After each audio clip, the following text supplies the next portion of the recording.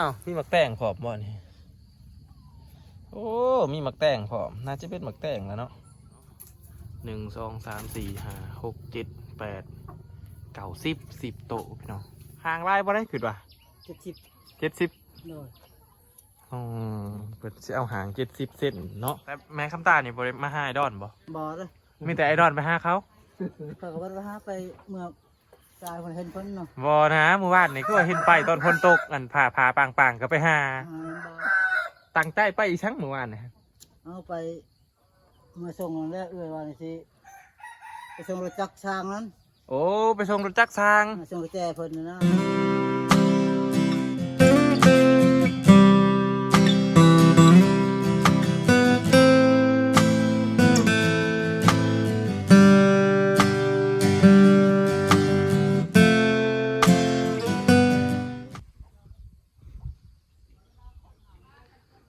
กราบสวัสดีพ่อแม่พี่น้องที่อยู่ฝั่งไทยแล้วก็ขอกราบสบายดีพ่อแม่พี่น้องที่อยู่ฝั่งลาวเนาะแล้วก็ขอกราบสบายดีพ่อแม่พี่น้องที่ฮับส้มฮับเบิงอยู่ต่างประเทศนะพี่น้องเนาะยินดีต้อนรับทุกท่านเข้าสู่ช่อง YouTube บาวลาหน่อยคือเก่าเนาะทุกคนเนาะเมื่อนี้บาวลาหน่อยกับสิพาทุกคนมาอัปเดตเพื่อนไอดอลคนขยันคือเก่าเนาะพี่น้องเนาะหลายมือหลายวันที่บาวลาหน่อยบ่ได้พาพี่น้องมาเบิ่งไอดอลคนขยันเนาะพี่น้องเนาะก็ถือว่า FC หลายคนก็ติดตามเนาะอยากเบิ่งชีวิตของไอดอลเนาะพี่น้องมื้อนี้กับบาวลามีโอกาสได้มาหาเพิ่นอีกคือเก่าเนาะถือว่ามาฮอบนี้พี่น้องเข่าเพิ่นทั้งหลังนี่เริ่มสิสุกแล้วพี่น้องเห็นบ่เนาะเริ่มสิสุกไปเทียมหอยเลยพี่น้องนะเริ่มเลื้องเลยเห็นบ่เขาเพิ่นเริ่มสิสุกแล้วเนาะก็ถือว่าอีก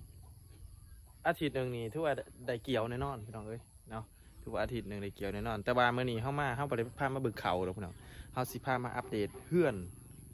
ของไอดอลแล้วก็ความขยันของไอดอลเนาะถือเมื่อวานนี้เฮาก็เห็นไอดอลเพิ่นไปหาแม่คำตาได้พี่น้องเอ้ยฝนตกเมื่อวานเนี่ยพาแม่พาเรือแม่ไอดอลก็ไปหาแม่คำตาเนาะจุดประสงค์ไปหาแม่คำตานี่เฮาก็บ่ฮู้ว่าอันเพิ่นไปอีหยังเนาะเมื่อวานเนี่ยเฮาก็บ่เห็นสว่ามันเพิ่นไปจนกระทั่งไปเบิ่งคลิปบ่าวสัญญาที่เมืองชนเนาะฝนตกกันเปียกหมดพี่น้องเอ้ยไอดอลเมื่อวานเนี่ยไปหาแม่คำตาในเฮือนเนาะเดี๋ยวเมื่อวานเฮาเห็นเพิ่นเมื่อวานเนี่ยมื้อนี้เฮาสิไปถามเพิ่นว่าเพิ่นไปหาแม่คำตาเฮ็ดหยังวานนี่เนาะตอนแรกเนาะพี่น้องเนาะก่อนสิไปถามไอดอลก่อนสิไปโอบไปล่มก่อนสิไปอัปเดตเพื่อนไอดอลฝากทุกคนกดไลค์กดแชร์กดติดตามเพื่อเป็นกำลังใจให้บ่าวลาหน่อยในการติดคลิปในเด้อเนาะไปพี่น้องลุยกันเลยมาอีกแล้วพี่น้องตัดผ่ามาอีกเทื่อหนึ่งหอยเพื่อนไอดอลเป็นทีเรียบหอยป๊าดมีโค้งมีหางมีชั้งไร้บาทนี่เลยคือเข้ามาได้ห้าเป็นลายมือนี่เปลี่ยนแปลงเวลาพี่น้องท็อปมันร่างใหม่ของเพื่อนเนาะก็คือมันเกาะเสริมออกมาแบบสี่พี่น้องอันไตดิวดาวอยู่หันกันนาซิเป็นไอดอลแล้วเนาะพี่น้องเนาะโอ้ก่อนสิไปหาเพื่อนพี่น้องเขาอัปเดตทำหาเพื่อนก่อนเนาะแล้วจะหน่อยจังเข้ายางไปเบิ่งนี่พี่น้องข้างนี้เพื่อนก็เกาะเทียบหอยเนาะข้างนี้3 เสาเนาะพี่น้อง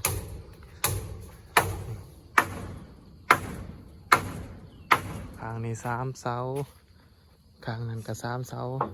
แล้วทั้งคุณ2 เสาเนาะรวมทั้งหมดน่าจะ1 2 3 4 5 6 7 8เสาพี่น้องรวมทั้งหมดเนาะ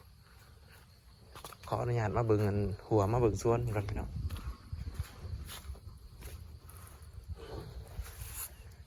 นี่พี่น้องผักกาดของเพิ่นเนาะตอนนี้มันสิบ่มันสิบ่ได้เป็นลูกแล้วได้พี่น้องเอ้ยมันสิเป็นแม่แล้วได้ผักกาดตอนนี้ได้เนาะนี่สิบ่ได้เป็นลูกแล้วได้พี่น้องสิได้เป็นแม่แล้วเด้อนี่เด้อเนาะกะเหลืออีกประมาณอาทิตย์นึงนี่ก็เอาตอออกไปบ่งตอออกไปปลูกแยกปลูกได้เลยเนาะตอนนี้ทาวาบ่ตอออกมาสีนาเนาะพี่น้องคือว่าได้แล้วก็มีต้นมะเขือเนาะต้นมะเขือนี่เฮาบ่ฮู้ว่าเป็นยังคือเหี่ยวอยู่นี่เนาะพี่น้องเนาะทั้งที่ตอนนี้มันบ่ทันได้แดดแห้งบ่ได้เนาะมันยังเป็นตอนเช้าอยู่แต่ว่าเหี่ยวแล้วพี่น้องอันนี้ก็บ่ทันปลูกเนาะอ้าวมีหมักแตงพร้อมบ่นี่โอ้มีหมักแตงพร้อมน่าจะเป็นหมักแตงแล้วเนาะตอนนั้นเฮายังบ่เห็นเด้เนาะพี่น้องเนาะตอนนั้นเฮายังบ่เห็นมามื้อนี้เห็นพี่น้องอันนี้ก็แม่นพี่น้องหมักแตงเนาะแล้วก็ผักหอมใบเลื่อยผักหอมใบเลื่อยของไอดอลนี่ พี่น้องตอนนั้นเฮาเฮ็ดมันตายเนาะพี่น้องเนาะแต่ว่าตอนนี้มันบ่ตายเลยเนาะน่าจะได้น้ำได้อันนั้นพุนเป็นอันพ่อเพียงกับว่าแม่นเนาะน่าจะได้พุนพ่อเพียงก็มีเล็กๆน้อยๆที่มันนั่นยังบ่ทันฝืนเนาะก็เพิ่นปลูกโคสิไข่กุ้งหมักพริกก็มีพี่น้องนี่กุ้งหมักพริกกุ้งหมักพริกก็มีเนาะกุ้งหมักพริก1 2 3 4 5 6 7 8โอ้8คุ้มเลยพี่น้องเพิ่นปลูกกุ้งหมักพริกเนาะสิออกไปเบิ่งขอกไก่ต่อวันนี้พี่น้องจะเอาให้จังไปเบิ่งไอ้ดอนนั่นเฮ็ดเหือนเนาะเพิ่นอยากได้อยากมีแล้วเพิ่นเฮ็ดเองแล้วได้เหือนก็ได้เนาะมาเบิ่งไก่เพิ่นก่อน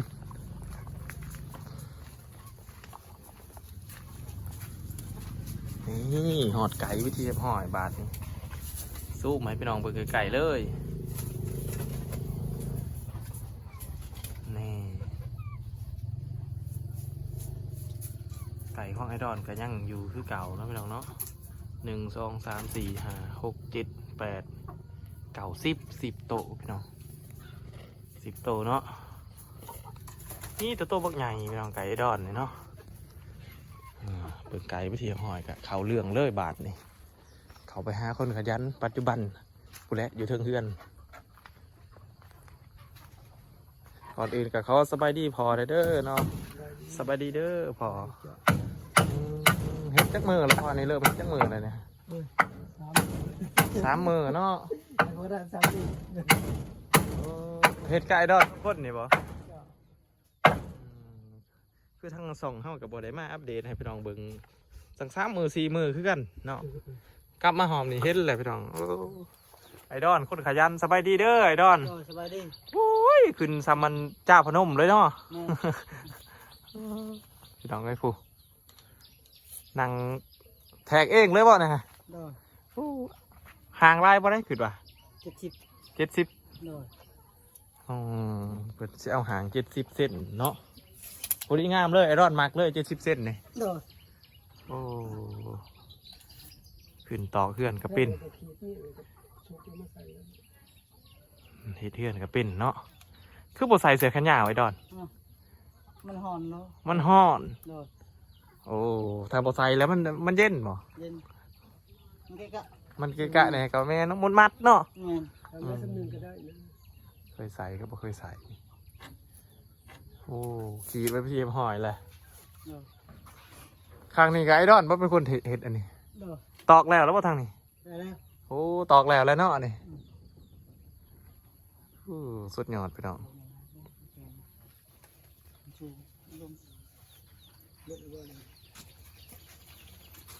เขายังคิดบ่ออกว่าจะออกแบบได้พี่น้องแต่ว่าพอมาเห็นแหละก็พอคิดออกอะไรว่าออกแบบได้มาที่เนาะแต่คือบอลนี่เพิ่นสิเห็ดก็ไปเห็ด2 เซนใหม่เพิ่นเนาะ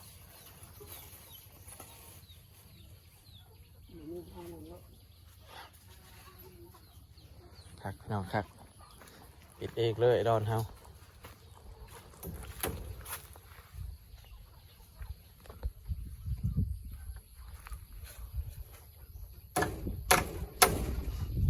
คือต่อครับ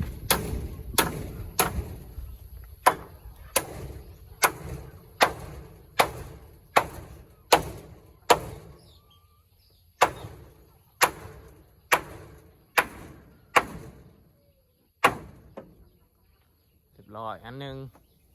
แทกเธอเดียวแล้วเลยตัวนี้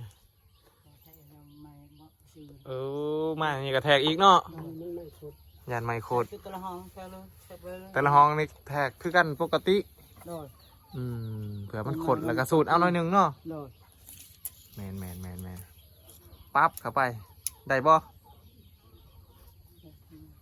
สุกขึ้นบ่โอ้พอสุกทั้งลุมพอกระเทียมสุกทั้งลุมพี่น้อง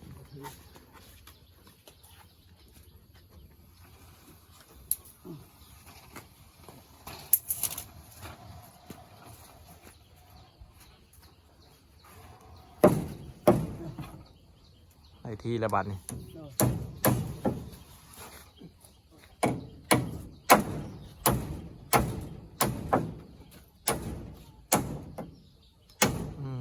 ตอกน้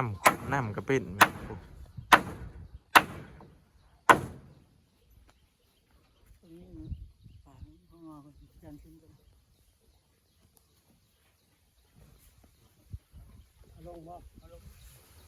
มันอันนั้นบ่มันห่างบ่ มันห่างสูง ไม่มันอันนั้นบ่ มันยังมันงอ ขึ้น แล้วเงี้ยก่อนแล้วก็ทีเงี้ยสุกทั้งสี่ แล้วก็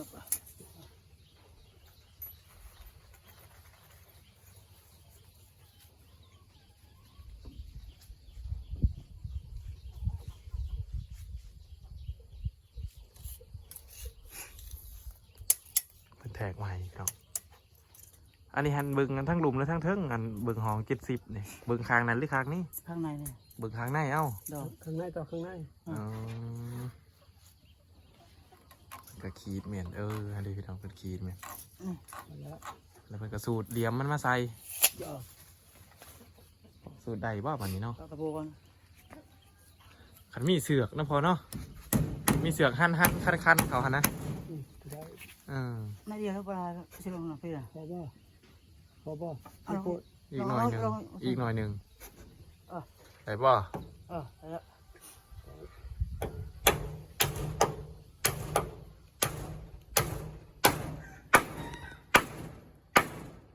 เสร็จซับไป1 เซนบานเรียบร้อยพี่น้องคางนี้บ่เป็นคางนี้เนาะเซนนี่ยังอีกซองบ่เอาใหม่ตีขึ้นไปไม่อันนี้พ่อป่ะพ่อ บ่พอ ฮะ ยังบ่พอ ยังบ่พ่อเนาะ หมดที่นี่ได้ ยังบ่พ่อเอาขึ้นไปอีกซองคางนี้ก็3ตัวคาง4พูดได้เนาะ4คางละ4พี่น้องมุม1/4 เซนแต่ตอนนี้หันเลือดเท่าไหร่ล่ะเลือด4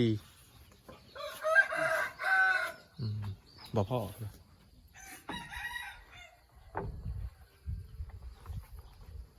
คือว่าสั่งแม่ครับตามาผีบ่หวานนี่ บอก สั่งที่เดิมแม่ครับตาบ่ได้มาผีบ่ เป็นมา ว่าสร้างบ่ แม่น แม่นมาที่เขาจะมาบ้านเราเลย เขาสิมาบ้าน มากินปล่อยปลาเลย เขาแวนี่ เขามาแวะนี้ แว อืม กินปลาปลาซิววันนี่ แต่แม่คำตานี่บ่ได้มาหาไอดอนบ่ บ่เลย มีแต่ไอดอนไปหาเขา เขาก็ว่าหาไปเมื่อตายคนเห็นคนเนาะ บ่นะเมื่อวานนี่คือว่าเห็นไปตอนฝนตกอันผ่าปังๆก็ไปหา น้ำเบานี่ว่าง่ายคนเอิญวันนี่ โอ้เขาไปหาเพิ่นได้ยังหวานนี่คือว่า คนเอิญแวก้อนเนาะ โอ้บ่สัญญาว่าเป็นคนอื่น โดย และไอ้เนี้ยอันเบาไอดอลหันตั้งใจไปอีชั้งเมื่อวานนี่ เอาไปเมื่อส่งแล้วเอื้อวันนี่ไปส่งรถจักรช้างนั้น โอ้ไปส่งรถจักรสร้าง ส่งรถแจเพิ่นนะเลยว่าสิสานเอิญใส่เลย ในใจหันก็จะไปหาแน่ว่าได้ไหม ฮะเราเรียกไปหาไปได้เนาะ โอ้บ่ได้ไปหาบ่ได้บ่ไอดอลทำเนี่ยอันระหว่างเพื่อนแม่คำตากับแม่คำตาเนี่ยอันได้งามกว่ากัน ฮะ ระหว่างเพื่อนแม่คำตากับแม่คำตาอันได้งามกว่ากัน โอ้ไม่ใช่เฮือนเล่างามบ่ บ่อะไรบ่แพ้เพื่อนบ่ โดย แม่คำตาบ่งามอีกเลย บ่ บ่อะไรบัดนี้พี่ดอก งามได้เกินเราเลย เพื่อนเรางามเนาะ โดย อืมคือบ่ไปอยู่ไอดอน ฮะ คือบ่ไปอยู่ เขาไปอยู่กัน อ้ายเขาสิอ้ายไผเด้ตลอดกันอยู่เพื่อนเดียวกันแหละ บ่ บ่อีกแหละ อยู่เฮือนไทย แต่ว่างามเนาะ งามอยู่ก็ แม่คำตาดิ บ่ บ่เราขยับเลยจะว่าจังพันได้ดอนแห้งสร้างแห้งใดได้เขาวะ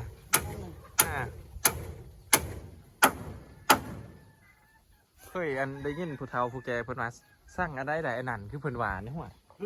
เนาะไอดอนสร้างบ่จัก บ่เขาไม่ได้ทำ อะไรบ่ได้สร้างบ่จะน้อยสร้างแล้วได้ได้อืมขั้นตอนการต่อเขื่อนเพิ่นก็สิแทกเบิดทุกเถื่อ ขึ้นลิฟต์ อย่ามันต่ออย่างตัวทึงทำได้ 70บ่ มันสิเส้นนึงหอด70 แล้วมาแล้วเส้นดำเส้นมา ขีดต่อนะบัดนี้ก็คือว่าถ้าต่อกันบอลหนึ่งแล้วถือว่าสบายขึ้นมาเนาะ โดย มีแต่สูตรเล็กน้อย โดย ถ้าต่อคันหนึ่งเลยถือว่าสบายเลยพี่น้องเลยเพราะว่ามันบ่ถึงเล็กๆน้อยๆเท่ากับสูตรเอาหน่อยเดียวเนาะ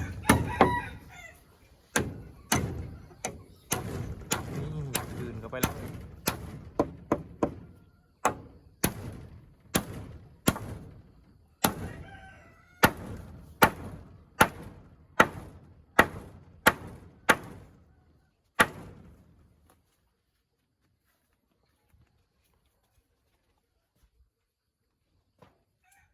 2 4 3เลยได้เนาะ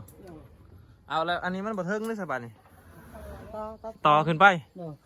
ต่อ โอ้ เรื่อย นี่พี่น้องบอลป้ายใหม่ตัวนี้สุดกับสีต่อไปคุณต่อเนาะ ต่อไปเรื่อย ต่อไปจนพ่อพอแล้วเนาะ โดย หมายแสดงว่าไล่เซนเติมได้ถือว่าพ่อนะ ยาเส้นหน่อยมัด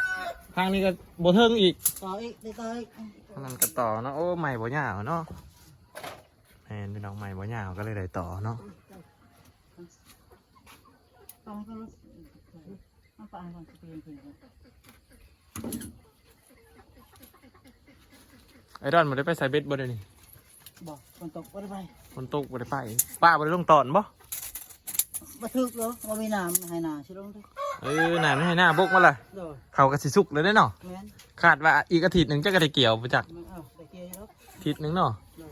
โอ้เขาไอ้ดอนง่ามบ่ดีดอกเด้อ งามบ่ แม่นสะอ่อนเขาจ้ะนี่ ไม่ได้บ่ เป็นอะไรบ่เทิงบ่ได้บัดนี่เอาสีอยู่ให้น้อยหนึ่งไปได้บ่อยู่ให้ดอน เขา เนาะ เอื้อยมันเขาคอย เขาเอื่อยนะ โดยคอยสิมีให้น้ำมาใช้ ก็เฮ็ดน้ำกันตัว เฮ็ดกันเฮ็ดอยู่อ่ะเขาเอื้อย อืม เพิ่นแล้วให้นาฬิกาเพิ่นเขามี เฮ็ดน้ำกันเนาะ โดย ก็ไอดอนกับทอยเรือเพิ่นคือกัน โดยเพิ่นแล้วเบิ่ง ได้แล้วบ่เนี่ยฮะ ได้แล้วเพิ่นเบิ่งแยงซื่อเพิ่นเบิ่งแยงว่ามีคนเฮ็ดให้เพิ่น โดยให้ดอนตอบเนาะครึ่งให้เพิ่น อ่า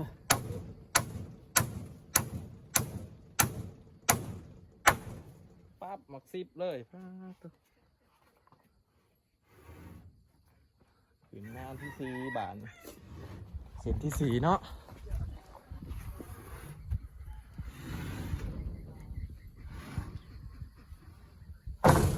อันนั้นกระบทึงอีกเลยเนาะ ต่อให้เรื่อย ต่อเอากระไดเนาะ เนาะ บ่มีปัญหาพี่น้องต่อเอากระได มุมนี้ย่างมุมนี้ย่าง มันอยากน้ำมุมเนาะ โดย แมน ร้ายต่อบ่ร้ายมันร้ายต่อ มันอยากน้ำมุมพี่น้องโอ้อีกบ่ฮึ่งก็ได้อยู่แล้วเด้เนี่ยฮะ โดย อีกบ่ฮึ่งก็แล้วเนาะ โดย บ้านนี้ก็คือสีอันพ่นสีบสะเขาแล้วพี่น้องเอ้ยนี่นี่เนาะเพราะว่าถ้าพ่นสะเขาแล้วมันจะเปื่อยได้นี่ได้เนาะถ้าว่าคันหักซาดีมันก็มาตรฐานมันก็สิดีขึ้นเนาะแต่ถ้าว่ามันถือฝนถือแดดดุร้ายมันก็สิเปื่อยขึ้นพี่น้องเอ้ยแต่ว่าน่าจะอันใช้งานเฮิ่งขึ้นแล้วแหละเพราะว่าเพิ่นทำการมุ่งอ้อมๆเรียบร้อยพี่น้อง ที่ต่อซักเข้าไปสิ พอ เดียว ปะ ก็ได้ ตอกซักเข้าไป แล้วมันตอกหยาบ โอ้ตอกอันนี้เนี่ยบ่นี่หลังคาเนี่ยบ่ เนาะ บ่หลังคาสุดนี่แม่นแล้วเนาะ ตอกหยาบแล้ว มันอยากตอกยากเลยตอกสีเนิง ต้องรู้ว่าขึ้นบ่ได้แต่70บ่ได้ขึ้น ไม่ได้ก็ซ้ำไม่ได้อะไร ทำนี้ตอบได้ใช่ เพราะว่ามันมีอันครึ่งอยู่ทั้งเทิงอยู่แล้ว ตอบอะไรมันยากมาส่งเยอะเลย มาเบิ่งไปตอกอยู่หลุมไปหน่อย มาส่งนี่มาส่งไปนะมันสิตัดอีกแล้วนี่ตัดให้เลยบ่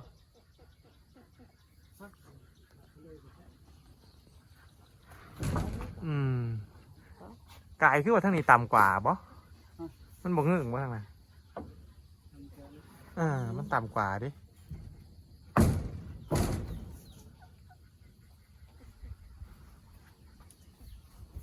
หาวิธีตอกอยู่พี่น้องตอนนี้ สิบอกหันแล้วเนาะ เราก็กลายแล้วฮะทำมาถึงไม่เคย ทั้งปรีทั้ง ต่อมาถึง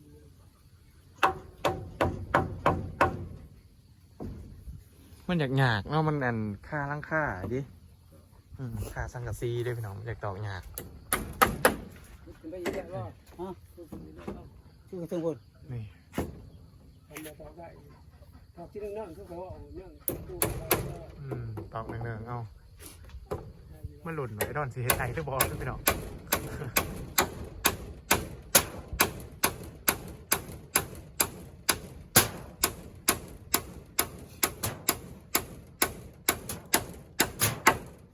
นี่นะ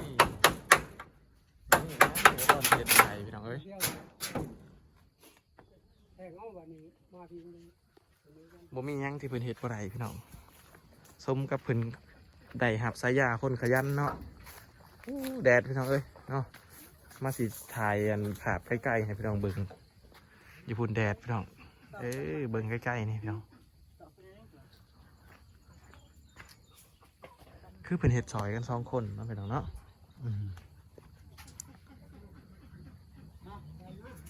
มันนั่นอยากตอกหยากแน่เพราะว่ามันอันติดสังกะสีเนาะตอกแห้งแต่บางเถื่อมันไปถือสังกะสีบางเถื่อมันอาจจะโดนมือโดนหรือสังกะเป็นไปได้พี่น้องเอ้ยเนาะก็คือขันสุดท้ายเพิ่นจะต้องระมัดระวังนะพี่น้องเนาะจากนั้นก็ฝากทุกคนเป็นแห่งใจให้ไอดอลคุณขยันเฮาเด้อเนาะเอาใจซอยอันทั้งเรื่องความฮักของเพิ่นพุ่นละเอ้ยเนาะฮักแต่ก็บ่กล้าบอกก็ว่าแม่นเนาะพี่น้อง